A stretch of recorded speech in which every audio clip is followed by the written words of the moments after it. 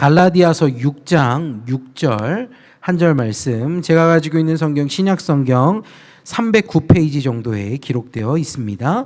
갈라디아서 6장 6절 말씀, 우리 한 목소리로 같이 읽도록 하겠습니다. 다 같이 읽습니다. 시작.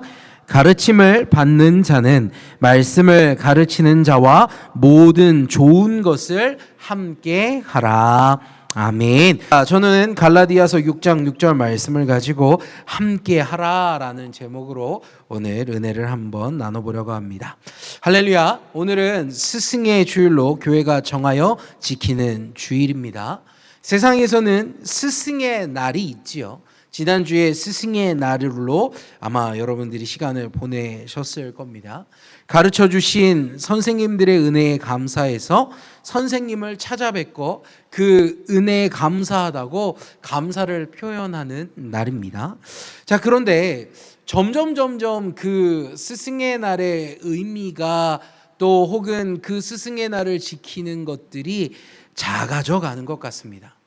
이전과 비교해서 선생님에 대해 고민하고 있지 않는 시대가 된 것 같아 가슴이 참 많이 아픕니다. 그런데 전국 각지 교회에서도요, 오늘을 스승의 주일로 정해서 각 부서 속에 고생하는 선생님들을 온 교회가 돌아보고 또 그 노고에 감사하는 시간이 되면 좋겠다고 생각해서 이 날을 정하여 지키고 있습니다. 성도 여러분, 한번 생각해 보십시오. 여러분이 성장하면서 기억에 남으신 선생님들이 있으십니까? 과연 있으시다면 그 선생님은 어떤 분들이십니까? 아마도 순간적으로 여러분들의 머릿속에 많은 선생님들의 얼굴이 지나갔을 겁니다. 그 많은 선생님들 중에 어떤 분은 좋은 기억으로, 또 어떤 분은 감사한 기억으로, 또 어떤 선생님은 아쉬운 기억으로 지나가신 분들이 계실 겁니다. 그러나 우리의 인생에서 그 어떠한 것도 버릴 것은 없습니다. 좋은 선생님은 좋은 것으로 우리를 가르치셨고, 또 반면에 아쉬운 부분이 있었던 선생님은 나는 저런 아쉬운 부분들이 내 삶 가운데 없어야 되겠다라는 것들을 통해 또 배움이 있었다는 겁니다. 자, 그렇기에 오늘날 우리의 모습을 여기까지 오게 한 것은 우리의 인생에서 만난 많은 선생님들, 그분들 덕택에 이곳에 있다라고 생각해 보면 좋을 것 같습니다. 자, 그렇다면 세상에서 만난 선생님은 그렇다고 하고, 교회 안에서 여러분들을 양육하시고 여러분들을 위해 바른 길을 가르쳐 주신 선생님들은 어떤 분이 있으셨는지 한번 떠올려 봤으면 좋겠습니다. 아마도 주일학교 유년 시절부터 교회 안에 커오셨다면 정말 많은 선생님들을 만나셨을 거예요.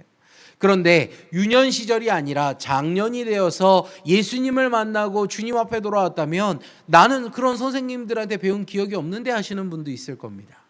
그러나 과연 그런 분들에게 선생님이 안 계셨을까요?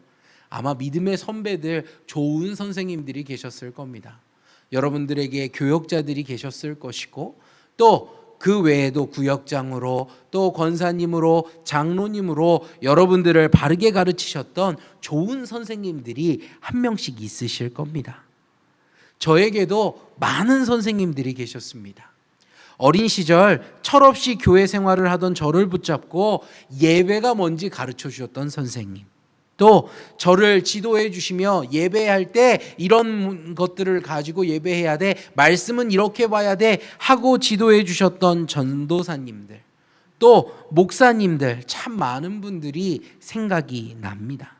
오늘 이 스승의 주일에 그 선생님들의 은혜에 감사하고, 또 비록 우리가 그분들을 만나 뵙지는 못한다면 오늘 우리의 교육 현장에서, 교회 안에, 교회 학교 안에서 다음 세대를 위해 헌신하고 계신 교회의 선생님들에게 감사를 표현하는 은혜의 한 주가 되었으면 좋겠습니다. 교회 안에는 참 많은 봉사할 거리들이 있습니다. 그런데 일은 많은데 늘 사람이 부족합니다. 그리고 그 일들 가운데 늘 힘이 드는 곳이 있으니 그것은 다름 아닌 교육부서입니다. 왜 교육부서가 힘이 들까요? 그건 다른 게 아니라 세대가 바뀌어 가고 있기 때문이에요. 우리는 뭔가 교육을 받고 장년이 되어서 어쩌면 배운 것을 갖고 살아가는 사람들입니다.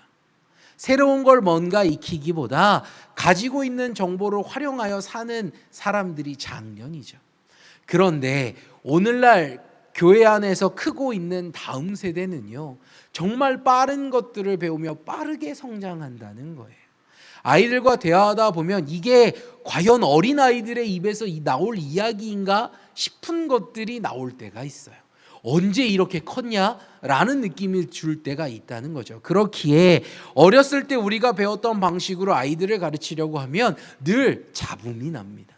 다툼이 나고요. 어떤 아이들은 교회를 떠난다라고도 한다는 거죠. 그러기에 교육 현장은 늘 치열하고 또 힘이 드는 곳입니다. 매년 많은 분들이 교육부서에 봉사하겠다고 헌신합니다. 하지만 연말이 되면 처음에 많이 있던 선생님들 중 그 자리를 지키는 선생님들이 부족한 것을 맞닥뜨리게 되는 곳이 바로 교육부서라는 거죠. 저도 전도사 시절에 참 많은 선생님들과 사역들을 감당했습니다. 주일학교도 했고 학생회도 했고 청년회도 감당했습니다. 그런데 매해가 되면 청소년부를 졸업하고 청년부에 들어가는 대학 새내기들이 교육부서에서 내가 선생님으로 봉사하겠다고 교사 지원서를 들고 찾아옵니다. 본인들이 교회 학교 교육을 통하여 하나님을 만났으니 자기들도 후배인 아이들을 지도하며 이 아이들이 하나님을 만나는데 힘을 보태겠다라고 하고 찾아오는 거예요. 얼마나 기특하겠습니까? 얼마나 예쁠까요? 아, 그래, 너희들이 그 섬김을 해주면 좋겠다라고 생각은 합니다. 그것이 제가 사역 초반부의 생각이었어요. 전도사 시절이 처음 들어갔을 때 제가 그런 생각을 했습니다. 1월, 2월 아무런 문제가 없습니다. 정말 좋은 문화 속에 교회가 성장해 갑니다. 그런데 3월부터 위태위태함이 발견되기 시작하죠. 뭐냐 하면 이 교사에 헌신했던 청년들이 대학교에 들어가면서 학교 생활과 교회 생활을 병행하는 걸 너무 힘들어하는 겁니다. 주중에는 치열한 학교의 삶을 살아야 되고 또 시간이 있을 때 아르바이트도 감당하고 해야 되는데 교사 생활을 하니까 이게 너무 힘들다는 거예요. 왜요? 교사를 한다는 것은 아이들을 주일날 그냥 맡아서 잠깐 활동하는 게 아니라 주중에 관계를 맺어야 하고 아이들의 이름을 하나하나 놓고 기도도 해줘야 합니다. 또 그뿐만 아니라 아이들과 놀아주는 것이라면 준비가 크게 없어도 되지만 각 부서 예배 때마다 분반 공부도 해야 되고 설교도 해야 되고 2부 활동도 해야 되니까 매주 준비할 것이 너무 많다는 거예요. 그래서 5월쯤 되면 대학교에 속해 있는 선생님들이 한 명씩 사라지기 시작합니다. 아이들은 담임 선생님이 안 오시니까 옆에 반의 선생님께 편입되어서 함께 분반을 합니다. 이런 시간들이 6월이 지나갑니다. 그리고 7월이 되면 교회 학교에서 제일 중요한 성경학교 시즌이 찾아오죠. 그런데 선생님들이 다시 이때 나오기 시작합니다. 왜요? 여름방학이거든요. 이제 다시 헌신할 수 있다는 겁니다. 힘을 다해 결단하고 부서를 섬깁니다. 성경학교가 시작되고 아이들이 전도되어 옵니다. 그리고 그 아이들이 예수님에 대해 배워가고 또 기도하며 아이들이 변화합니다. 아이들의 눈에서 뜨거운 눈물이 흐르고 내가 주님을 사랑하노라고 아이들의 입술에서 고백이 나오죠. 선생님들이 큰 은혜를 받는 겁니다. 여름이 지나고 9월이 됩니다. 다시 새 학기가 찾아오는 거죠. 그런데 교회 학교에 특징적인 게 있습니다. 여름 성경학교가 지나면 참 부흥됐던 그 부서가 점차 다시 감소해 간다는 거예요. 아이들이 줄어가니까 선생님들의 분위기가 심상치 않습니다. 선생님들도 학교 생활에 지쳐가는 거죠. 그러다 보면 교회가 또 연말이 찾아와요. 연말엔 무엇이 있습니까? 교회 학교에서 가장 큰 행사인 성탄절 행사가 찾아오는 거예요. 성탄절 준비를 분주하게 아이들과 열심히 합니다. 하지만 체감하는 것은 매번 시간이 부족하다는 거예요. 1시간을 연습해서는 안 되는 거죠. 더 많이 하다 보면 힘들어가는 거예요. 뿐만 아니라 매년 똑같은 걸 할 수 없으니 새로운 아이디어를 뽑아내야 된다는 것도 그들에게 큰 고통입니다. 그러나 어찌 은혜롭게 성탄절 행사를 마무리하면 교회 가운데 이런 메시지가 들립니다. 내년도에 섬길 곳을 미리부터 고민하시고 지원해 주십시오 라는 메시지가 들려와요. 대학교 초년생일 때 1학년일 때 헌신하겠다고 말했던 그들의 손에는 저 내년에는 내려놓고 싶습니다 하는 사직서가 들려있는 경우가 종종 있다는 겁니다. 1년 만에 교사 생활 1년 만에 처음의 열정은 무너지고 너무 힘든 곳이었다라는 생각만 갖고 떠나는 많은 선생님들을 경험했었습니다. 사랑하는 성도 여러분, 어떠십니까? 1년 동안 교사의 삶에 대해 간단히 들으셨습니다. 힘들어 보이지요? 힘들 수밖에 없어요. 우리 선생님들 외에 이곳에 계신 모든 성도들도 교회의 각종 봉사를 하다 보면 1년이 지나고 나면 지치지 않습니까? 그런데 교사라는 곳이 참 힘든 것 같아요. 그런데 제가 그런 생활을 하고 있는 교사들 속에서 만난 한 분 장로님이 계셨습니다. 한 교회에 제가 처음 부임했습니다. 그리고 많은 교사들을 만나는데요. 그때 그곳에 한 장로님이 계시는 거예요. 그래서 저는 처음에 이 장로님이 부서장이시구나 라고 했습니다. 주일학교 부장이신가 보다 했는데 그게 아니라 그저 한 분 평교사셨던 거예요. 그 장로님이 처음 부임한 전도사인 저에게 찾아오셔서 이렇게 이야기하십니다. 전도사님, 저는 부족합니다. 그리고 저는 주일학교 교사로서 잘하는 것이 하나도 없습니다. 그런데 전도사님, 저를 내쫓지만 말아 주십시오 그러시는 거예요. 아니, 전도사님이 어떻게 장로님을 내쫓겠어요? 부서에서 어떻게 내보내겠습니까? 그런데 그렇게 이야기하시는 거예요. 그리고 이야기하시기에 전도사님, 저는 제 평생 사명이 주일학교 교사입니다 라고 말하시는 거예요. 제가 아까도 말씀드렸습니다. 아이들하고 상대하는 거 쉽지 않습니다. 제가 지금 나이가 이제 막 40으로 들어가려고 하는 지금 나이에도 어린 아이들과 소통하는 게 쉽지 않다라는 걸 느껴요. 그런데 제가 말씀드린 이 장로님은요, 70대가 넘으셨어요. 그런데 그 장로님이 자기의 일평생 사명은 교사니까 제가 이 교사를 할 수 있게 도와주십시오 라고 하는 거예요. 그분은 말씀하시길, 나는 율동도 잘 못합니다. 저는 찬양도 잘 못합니다. 하지만 섬길 수 있는 기회가 필요합니다. 전도사님, 그러니 제가 섬길 수 있게 도와주십시오 라고 이야기하시는 거예요. 그래서 제가 장로님께 약속했습니다. 장로님 걱정하지 마셔라. 장로님 하시겠다고 하면 언제까지도 하셔도 됩니다. 저랑 함께 하십시다. 제가 그렇게 손 내밀었어요. 1월이 되고 각 반마다 선생님들에게 아이들이 분배가 됩니다. 그런데 한 반에서 아우성이 치기 시작해요. 환호하는 반도 있고요. 어떤 반은요 막 신나가지고 춤추는 반도 있어요. 그런데 한 반에서 아우성이 치는 거예요. 막 소리가 나요. 무슨 일인가 하고 봤더니 다른 반에는 예쁜 선생님, 멋진 선생님들이 다 있는데 왜 우리 반은 할아버지 선생님이에요 하면서 애들이 소리치기 시작을 하는 거예요. 저였으면 얼굴이 화끈거렸을 겁니다. 제가 그 상황이면 얼굴이 빨개졌을 거예요. 그런데 그 장로님께서는 싫은 기색 하나 없이 온화한 모습으로 아이들을 바라보셨습니다. 그리고는 아이들을 붙잡고 기도로 분반 공부를 시작하시더라고요. 그리고 한 주가 지나갔습니다. 그런데 부장 선생님이 저를 찾아와서 이야기해 주시는 거예요.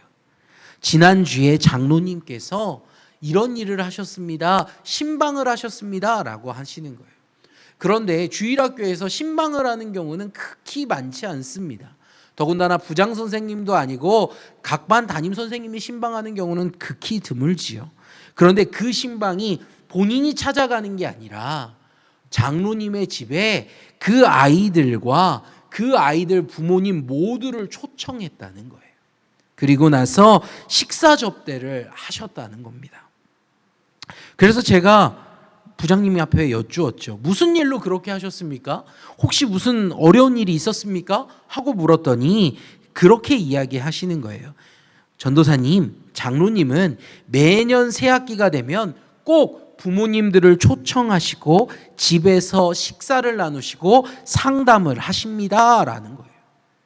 그리고 그 시간을 통해 각자 아이들에 대한 성향을, 부모님이 바라보고 있는 성향을 들으시고, 또 부모님이 꿈꾸고 있는 이 아이에 대한 꿈에 대해, 또 이 아이가 갖고 있는 자기 미래에 대한 꿈에 대해 하나하나 적으시고 그것을 기도 제목으로 삼고 한 해 동안 어떻게 양육하겠노라고 약속하시는 시간을 꼭 가지신다는 겁니다. 그 이야기를 듣고 나서 저는 깜짝 놀랐습니다. 장로님 반에 아이들이 6명에서 7명이 되는데 그 부모님을 함께 만나려면 어마어마한 수고로움이 들 수밖에 없는 거예요. 아이들 6명, 7명만 초청해도요 일이 많습니다. 그런데 부모님들 한 명만 초청하는 게 아니라 두 분을 다 초청하니까 그 집에 한 20여 명이 찾아오는 거예요. 그런데 그걸 어떻게 해요? 다 감당하신다는 거죠. 매해 그 일을 감당하신다는 겁니다. 그걸 매년 하신다고 하니까 제가 너무 깜짝 놀랄 수밖에 없었습니다. 그래서 그때 이후로 제가 그 장로님 반을 더욱 집중해 볼 수밖에 없었습니다. 과연 저 반에서 무슨 일이 일어날까 하고 바라봤습니다. 그런데 놀라운 변화가 시작되었습니다.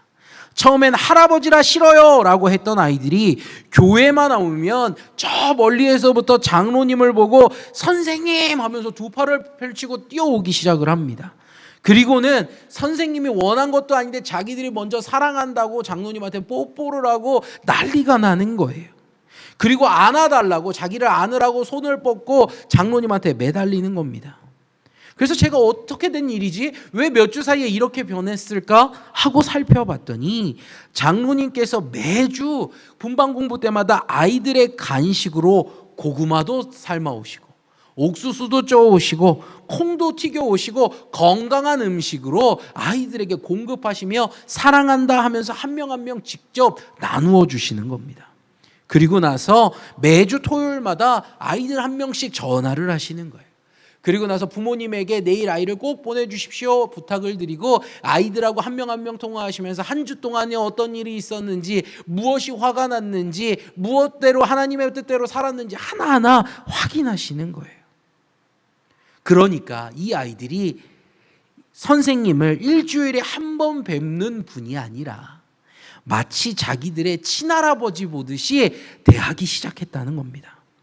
그래서 저도 그 순간부터 장로님이 존경스러워지기 시작했습니다.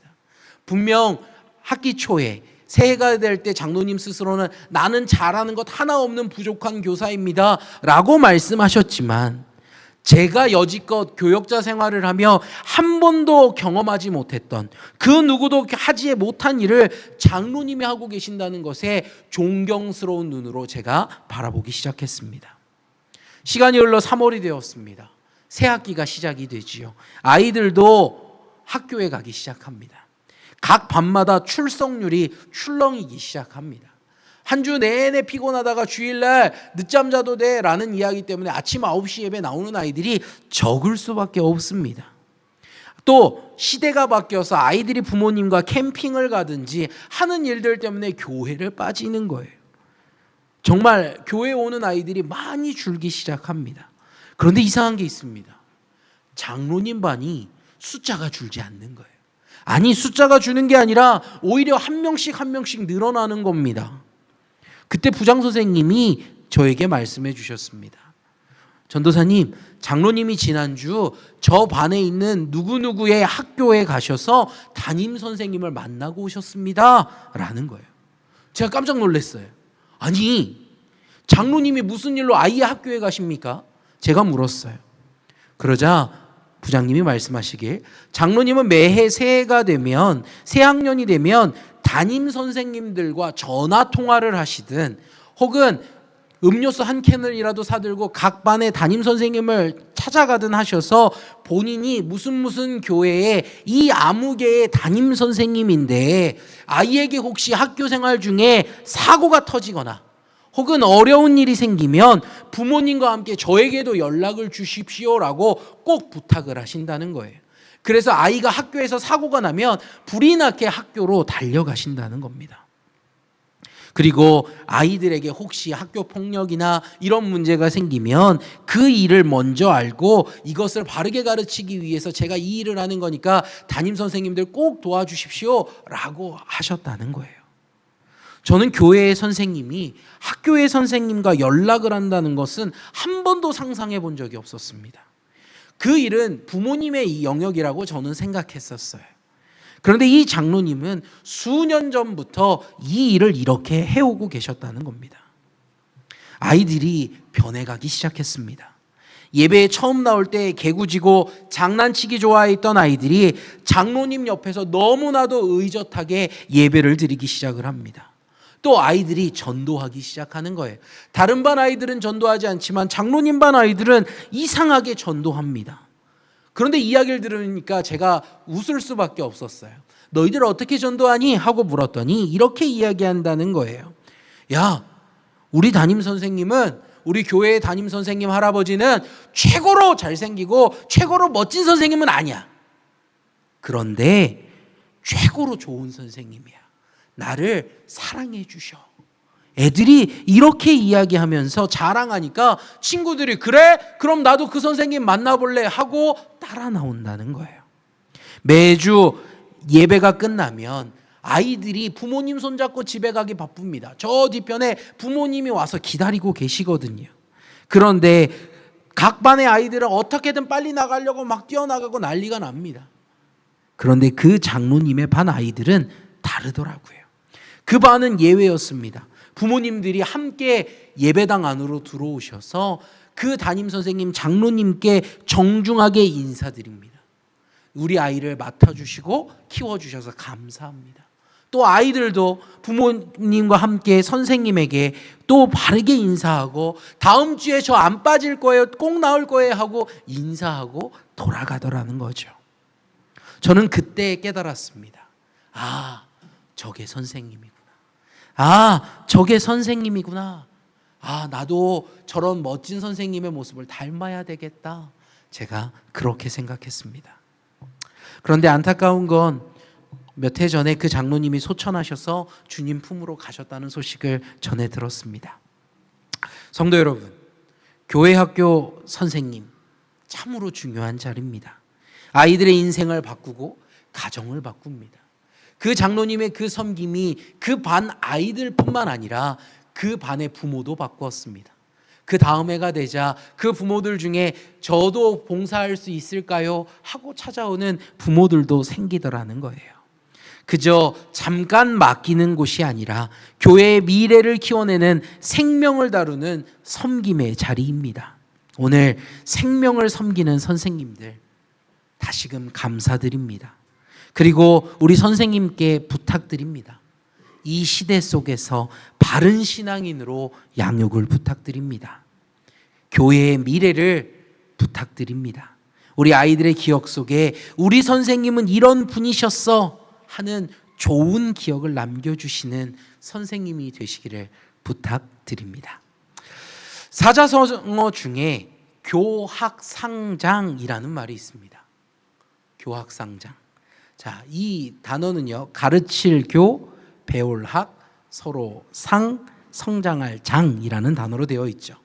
이 단어의 뜻은 배우고 가르치면서 서로가 성장한다라는 뜻입니다. 그러니까 가르치는 것에만 배움이 있는 게 아니라 가르칠 때 배울 게 있다라는 거예요.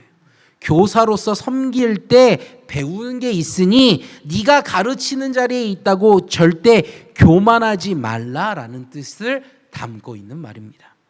우리나라 속담 중에 벼는 익을수록 뭐 한다? 고개를 숙인다라는 말이 있지요. 이것과 연상되는 말입니다.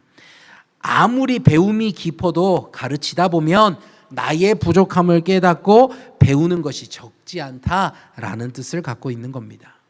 성도 여러분, 교사라는 자리는 가르치면서 배우는 자리입니다. 그 배울 때 우리로 하여금 더욱 겸손하게 하는 것입니다. 가르치는 자, 성경 속에 많은 구절이 있습니다. 한번 볼까요? 고린도전서 12장 28절입니다. 자, 여러분 읽어봅시다. 시작.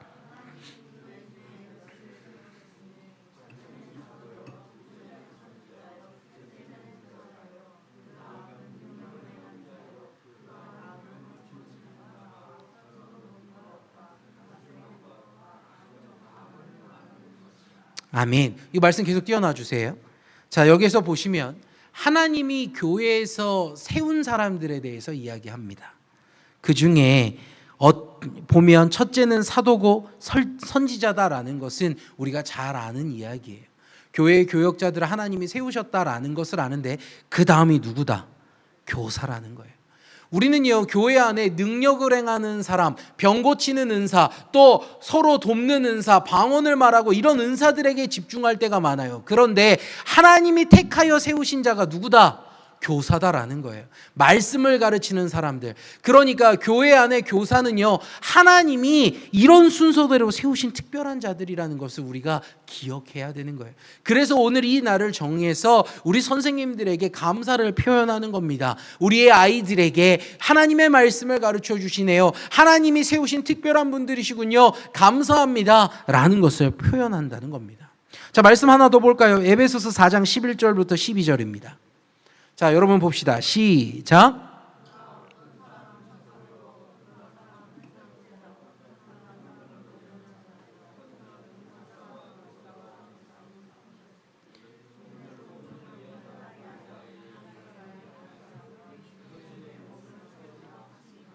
아멘. 교사는 하나님이 세우시죠. 하나님이 세우셔서 하나님의 일을 하시는 거예요. 하나님이 귀중하게 사용하시는데 그 목적이 무엇에 있냐면 그리스도의 몸을 세우려 하십니다. 그리스도의 몸이 무엇입니까? 교회라는 거예요. 교사의 역할은 다른 것이 아니라 교회를 세우는 것입니다. 그러므로 교사라는 자리는 책임감을 가져야 하는 거예요. 교사는 그냥 하는 게 아닙니다. 시켜줬으니 해야지. 아니요. 책임감을 갖고 내가 하는 일이 우리의 교회를 세우는 것이다 라는 책임감이 꼭 필요하다는 겁니다. 하나님의 일에 적당히가 어디 있겠습니까? 내게 주어진 일은 최선을 다하는 거예요. 한번 새긴 글씨는 지우기 힘들어요. 글씨가 새겨지면 지우기 힘듭니다. 교육도 마찬가지예요. 아이들이 성장하는 시기에 바른 신앙교육을 받지 않으면 저 아이들은요, 일평생 주님의 말씀에서 멀어집니다. 세상의 교육이 얼마나 치열한지 하나님의 뜻에서 벗어나는 것들을 가르치고 있습니다. 그러나 교회 학교 교사들은 이것을 분별하고 아이들에게 하나님의 말씀이 참된 교육이라는 걸 바르게 가르쳐야 하는 거예요. 제가 일터 가운데 만난 아이들이 저에게 이런 질문을 합니다. 목사님은 성경을 믿죠? 그래, 믿지. 그런데 저 교회 안 다녀요. 근데 제가 질문할게요. 진화론이 맞아요? 창조론이 맞아요? 초등학교가 저에게 이렇게 질문을 하는 거예요. 그래서 이야기를 하다가 자기는 진화론이 맞는 것 같대요. 그래서 오랜 세월이 지나서 인간이 됐다, 이것을 저에게 맞는 것 같다고. 자기는 배웠고 책에서 보았고 과학 방송을 봐도 그런 걸 말해주기 때문에 그게 맞는 것 같대요. 그래서 제가 그 이야기를 듣고 그 아이에게 이야기했습니다. 그래? 그러면 너는 지금 꼬리가 자라고 있니? 라고 제가 질문을 했어요. 무슨 말일까요? 지금 너는 진화를 하고 있니? 혹은 다른 동물들 중에 지금 네가 볼 때 지난 몇백 년 동안, 아니 천여 년 동안 기록에 남아있는 것 중에 진화한 것들이 있더냐? 라고 질문을 하니까 그건 잘 모르겠대요. 어찌됐건 자기는 그래서 학교에서 가르치고 있는 것이 바른 것을 가르치니 교회에서 가르치는 건 틀린 거라고 생각해요 라고 이야기를 하더라고요. 사랑하는 성도 여러분, 이게 무슨 말일까요? 어린 시절에 교육된 것은 바꾸기 힘들다는 거예요. 어린 시절에 한 번 심겨진 것을 바꾸기는 너무나도 힘들다는 겁니다. 그러니까 지금 이 시대 속에서 한국 교회 가운데 어린아이들이 줄어져 가고 부모가 믿지 않으면 믿는 아이가 없어진다는 이 환경 속에서 우리 선생님들이 감당해야 되는 건 아이들에게 정말 바른 씨앗을 심는 일입니다. 하나님의 말씀을 대충 가르치는 게 아니라 하나님의 말씀이 이거야, 하나님의 진리는 변함이 없어 라는 것을 심어 주어야 한다는 거죠. 그래서 성경이 이렇게 이야기합니다. 야고보서 3장 1절을 볼까요? 같이 봅시다. 시작. 내 형제들아, 너희는 선생된 우리가 더 큰 심판을 받을 줄 알고 선생이 많이 되지 말라. 아멘. 무서운 말이죠. 심판이 있다는 겁니다. 왜요? 왜 심판이 있습니까? 바른 것을 전달하지 않으면 그로 인해 한 영혼을 잃어버리기 때문이에요. 한 영혼을 잃어버리는 것이 하나님 앞에 얼마나 끔찍한 일인지 바로 설명하고 있다는 거죠. 예수님은 제자들을 가르치셨습니다. 참 좋은 스승이셨죠. 참 좋은 선생이셨습니다. 그런데 예수님이 가르치실 때 그냥 말로 가르치신 것이 아니라 예수님의 삶으로 제자들을 양육하셨습니다. 그들과 함께 먹고 마시고 잠을 자고 생활하셨죠. 본을 보이셨다는 거예요. 하나님 앞에 서는 것이 무엇인지, 하나님 앞에 예배함이 무엇인지, 하나님의 말씀이 몸이 무엇인지, 하나님 앞에 기도함이 무엇인지 본을 보이셨다는 거예요. 그래서 제자들이 그것을 기억하고 복음서를 써 내려간 겁니다. 사랑하는 우리 교회를 섬기고 있는 우리 선생님 여러분들, 이런 삶이 되셔야 합니다. 우리의 아이들에게 본이 되어 주셔야 합니다. 우리 선생님처럼 나도 신앙생활 해야지. 우리 선생님처럼 나도 기도해야지. 우리 선생님처럼 나도 말씀 봐야지. 우리 선생님처럼 나도 찬양해야지. 이런 소리가 우리 교회 안에 들려져야 합니다. 이것이 바른 교육인 것입니다. 그런데 잘못된 것을 전달하면 큰일 납니다. 내 연약함이 아이들에게 심기워지면 그로 인해 주님 앞에서 우리는 심판받을 수 있다는 거죠. 이게 무슨 말일까요? 선생님이, 내가 주일학교 때 떠올려 보니까 선생님이 주일날 빠지시더라고. 그러면 나도 무슨 일 있으면 빠져도 되는구나. 아이들은 이렇게 배운다는 거죠. 그러므로 선생된 여러분, 스스로를 잘 돌아보셔야 합니다. 아이들에게 온전한 복음을 전하는 선생님이 꼭 되어주시기를 부탁드립니다. 그리고 지금부터는 우리의 선생님들이 아닌 부모와 제자된 저와 여러분에게 말씀을 전합니다. 오늘 본문을 함께 볼까요? 자, 갈라디아서 6장 6절입니다. 여러분이 읽습니다. 시작.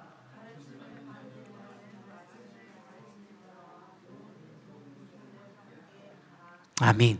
자, 제가요, 앞에는 선생님들에게 대한 권면이었다면 지금 이 말씀은 저와 여러분들에 대한 말씀입니다. 말씀을 가르치는 자, 교회 안에서 가르치는 자는 교역자도 있고요. 또 각 공동체의 리더들도 있습니다. 그분들께 말씀을 배우는 사람은 모든 좋은 것을 함께 하라고 오늘 성경은 말하고 있습니다. 그런데 한번 생각해 봅시다. 과연 우리는 좋은 것을 함께하고 있습니까? 과연 좋은 것을 함께하고 있느냐는 말입니다. 제가 목회를 하면서 경험한 일이기도 하고 또 동기 목사님들을 만나면 대화를 하다가 웃으면서 이야기 나누었던 것이 있습니다. 그것이 뭐냐면 목회를 하다 보면 저녁 시간에 우리 성도님들로부터 전화가 올 때 깜짝깜짝 놀란다는 거예요. 예전에 집 전화가 울리면 누굴까 하고 두근반 세근반 거리는 마음으로 전화를 받았고 요즘에는 또 핸드폰이라 아예 누구인지 뜨잖아요. 그래서 놀라서 전화를 받는다는 거죠. 왜요? 왜 놀랄까요? 바로 성도들이 좋지 않은 일이 있을 때 연락 올 때가 경험적으로 많다는 거예요. 좋지 않은 일이 벌어졌을 때 전화로 연락 오는 경우가 많아서 걱정하며 전화를 받는다는 겁니다. 아마 우리 성도들도 그런 경험들이 있으실 거예요. 어려운 일이 있을 때 기도 부탁을 하려고 연락하신 적들이 있으실 겁니다. 그래서 교역자들이요, 다들 밤이 되면 전화기에 울리는 걸 걱정하며 바라본다는 거죠. 그런데 오늘 본문은 이야기해요. 가르치는 자와 가르침을 받는 자는 모든 좋은 것을 함께하라. 그러니까 안 좋은 일, 내게 위기에 있는 일도 나누되 그것뿐만 아니라 무엇을 나누라? 좋은 일. 그런데 좋은 일은 잘 안 나누는 것 같아요. 목사님, 저 이거 잘 됐어요. 저 이거 좋아요. 좋은 일이 벌어졌어요. 전화 오는 경우 제가 별로 손꼽아 볼 수밖에 없는 것 같습니다. 대부분 목사님 큰일 났어요. 전화 받으면 큰일 났어요가 제일 먼저였어요. 그런데 오늘 본문은 말합니다.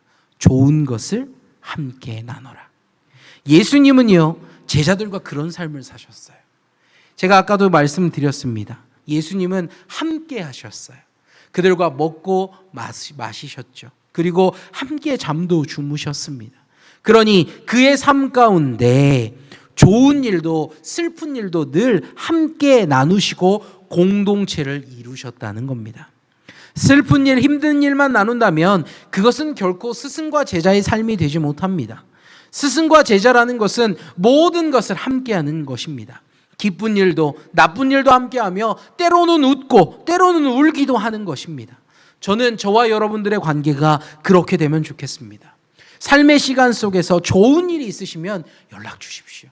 그래서 그것을 함께 나누어 주십시오. 그래서 그것을 통해 제가 여러분을 축복하도록, 또 그런 시간 속에서 우리 성도들이 또 기쁨 가운데 혹여나 너무 들뜸으로 교만하지 않도록 보다 하나님의 말씀을 잘 아는 교역자가 여러분들에게 권면하도록 그 모든 일들을 행하셨으면 좋겠습니다. 뿐만 아니라 여러분의 리더들이 있습니다.